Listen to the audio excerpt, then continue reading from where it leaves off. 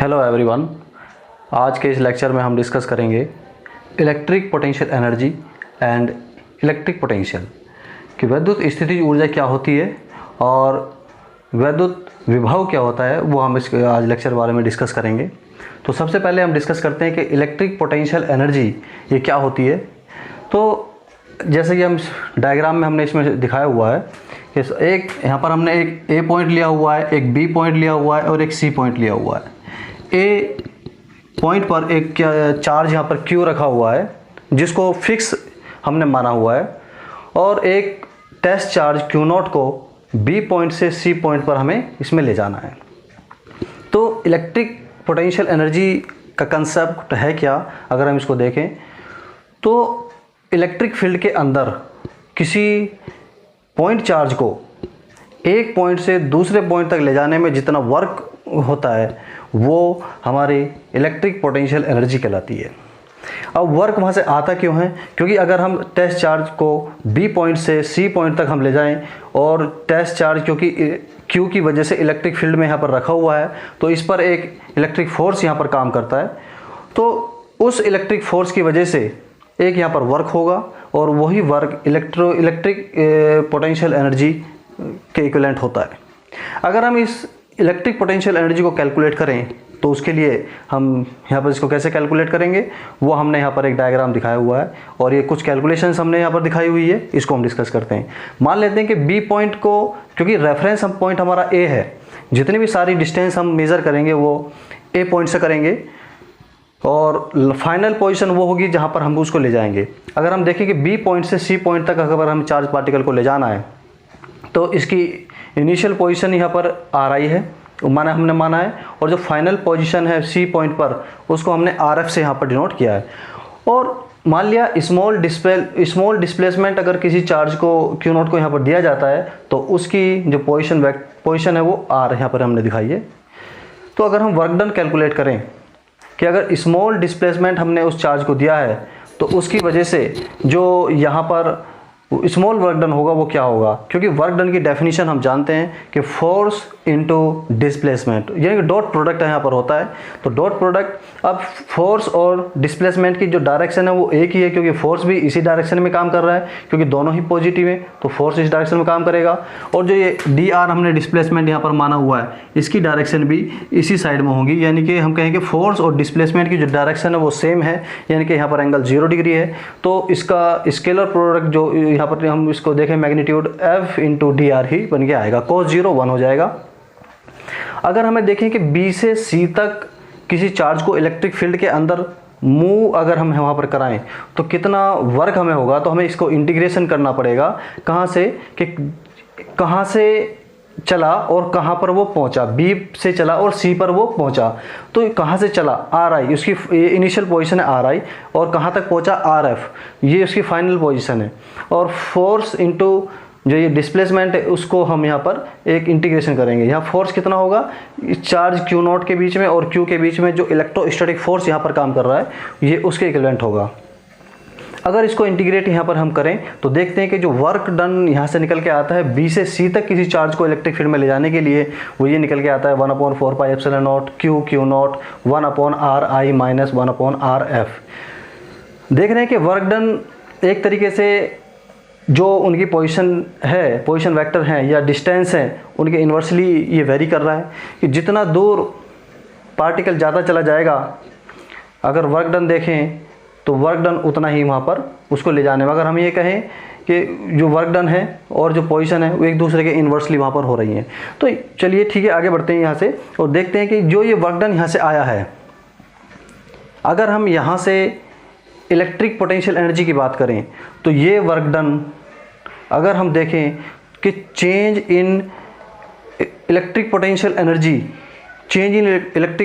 Energy को calculate करें तो वो -W के इक्वल आता है। जो हमने यहाँ से वर्क निकाला उसके -W के इक्वल आता है change in electric potential energy. अब ये माइनस क्यों आ रहा है, क्योंकि हम देख रहे हैं कि जो इलेक्ट्रिक पोटेंशियल एनर्जी है को अगर हम फाइंड करें तो हम ऐसे फाइंड करेंगे, change in electric potential energy क्या आएगा, यानी कि final electric potential energy minus initial electric potential energy. तो फाइनल इलेक्ट्रिक पोटेंशियल एनर्जी देखें और इनिशियल पोटेंशियल एनर्जी देखें तो उनके डिफरेंस के इक्विवेलेंट को अगर हम कैलकुलेट करें तो देखते हैं कि वो नेगेटिव आता है, क्योंकि ये वाली टर्म अगर हम देखें फाइनल पोजीशन पर जो पोटेंशियल एनर्जी होगी वो वर्क है, क्योंकि जैसे जैसे पॉइंट ए से दूर होता चला जाएगा उसकी जो पोटेंशियल एनर्जी है वो कम होती चली जाएगी। यानी कि हम कहेंगे कि वर्क वहाँ पर इस देखें इन्वर्सली वेरी कर रहा है तो पोटेंशियल एनर्जी वहाँ पर कम होगी। और अगर हम पॉइंट इनफाइनाइट पर उसको मान के चलें तो देखेंगे कि वहाँ पर पोटेंशियल एनर्जी जीरो हो जाती है। तो इस तरह से ये टर्म एक तरीके से देखें छोटी है और ये टर्म एक तरीके से क्या है, बड़ी है।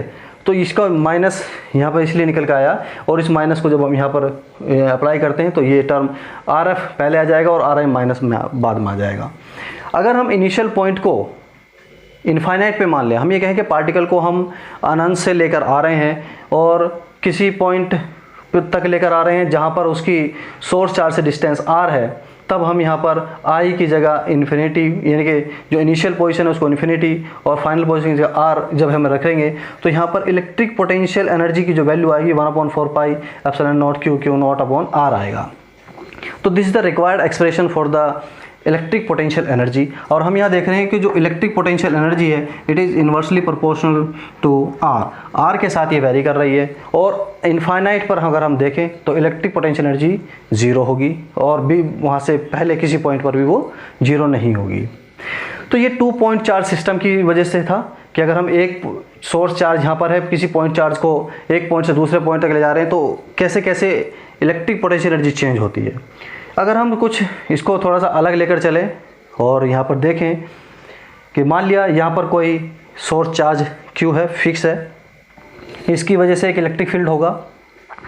B पॉइंट पर हम कुछ अनंत इनफाइनाइट से Q1 चार्ज B पर लाना चाहते हैं और C पॉइंट पर इनफाइनाइट से Q2 चार्ज हम यहाँ पर लाना चाहते हैं। तो एक इस तरह का हम सिस्टम बनाना चाहते हैं। तो इसको बनाने में कितनी इलेक्ट्रिक पोटेंशियल एनर्जी इस सिस्टम की होगी, अगर वो कैलकुलेट किया जाए तो देखेंगे कि यहाँ पर 3 पेयर यहाँ पर बन रहे हैं Q1, Q2 एंड Q2। तो इस केस के बीच में पोटेंशियल एनर्जी इसके हिसाब से कैलकुलेट हम कर सकते हैं। इस केस के बीच में पोटेंशियल एनर्जी जो इलेक्ट्रिक पोटेंशियल एनर्जी होगी वो इसके हिसाब से कैलकुलेट की जा सकती है। सिमिलरली B और C के बीच में जो यहाँ पर ये पॉइंट चार्ज रखे हैं यहाँ पर इलेक्ट्रिक पोटेंशियल एनर्जी हम यहाँ पर कैलकुलेट कर सकते हैं और तीनों पेयर की इलेक्ट्रिक पोटेंशियल एनर्जी को हम ऐड कर सकते हैं और इस तरह से हम पूरे सिस्टम की एनर्जी फाइंड कर सकते हैं। कैसे देखते हैं। अगर इस सिस्टम की हम पोटेंशियल एनर्जी कैलकुलेट करना चाहें तो लिखेंगे U is equal to 1/4 pi epsilon nought. इन दोनों चार्ज सिस्टम के बीच में पोटेंशियल एनर्जी वो ये होगी, इनके बीच का जो सेपरेशन है वो R1 माना हुआ है तो लिखा जाएगा Q not upon R1 plus इनके और इनके बीच में जो होगा Q नॉट अपॉन R2 और plus Q not upon R3। ये Q1 यहाँ पर हो गया Q यहाँ पर Q1 Q2 और यहाँ पर Q3। तो इस तरह से एक सिस्टम की इलेक्ट्रिक पोटेंशियल एनर्जी हम कैलकुलेट कर सकते हैं। ऐसे ही और हो सकते हैं कि इस सिस्टम को हम एक से ज़्यादा नहीं n चार्ज को लेकर अगर हम कोई सिस्टम फॉर्म करें तो उसकी इलेक्ट्रिक पोटेंशियल एनर्जी क्या होगी वो इस तरह से यहाँ से कैलकुलेट की जा सकती है। तो ये इलेक्ट्रिक पोटेंशियल एनर्जी आई और इसकी यूनिट जूल होगी क्योंकि एनर्जी है।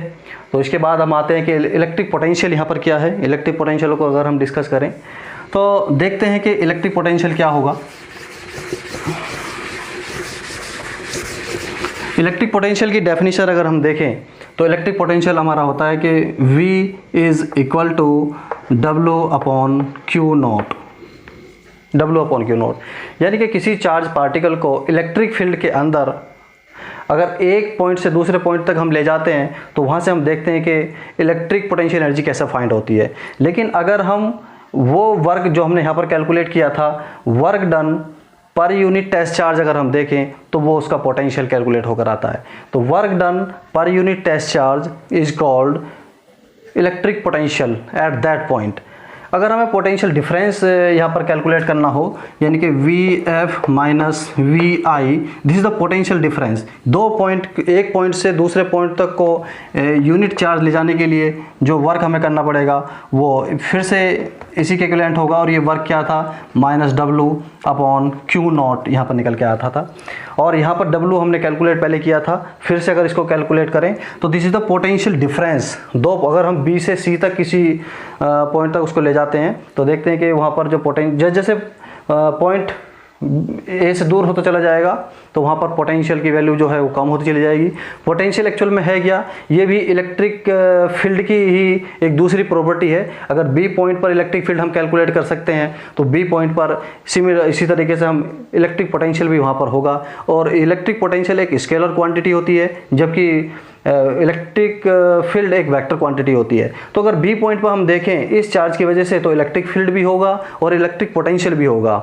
तो इलेक्ट्रिक पोटेंशियल अगर डिफरेंस हम निकालें, अगर किसी चार्ज पार्टिकल को बी से सी तक हम ले जाएं यूनिट चार्ज पार्टिकल को, तो वहाँ पर इलेक्ट्रिक पोटेंशियल क्या होगा, तो ये है फाइनल पोजीशन पर पोटेंशियल माइनस इनिशियल पोजीशन पर potential is equal to this one, जैसे यहाँ पर हमने यहाँ देखा था। और अगर इसको हम सोल्व करें और यहाँ इसको रखते हैं तो ये आएगा 1/4 pi epsilon not Q 1 minus, इसको अगर यूज़ करेंगे तो वहाँ पर देखेंगे RF माइनस 1/RI, ये यहाँ पर वैल्यू इसकी निकल के आती है VF minus VI। This is the potential difference.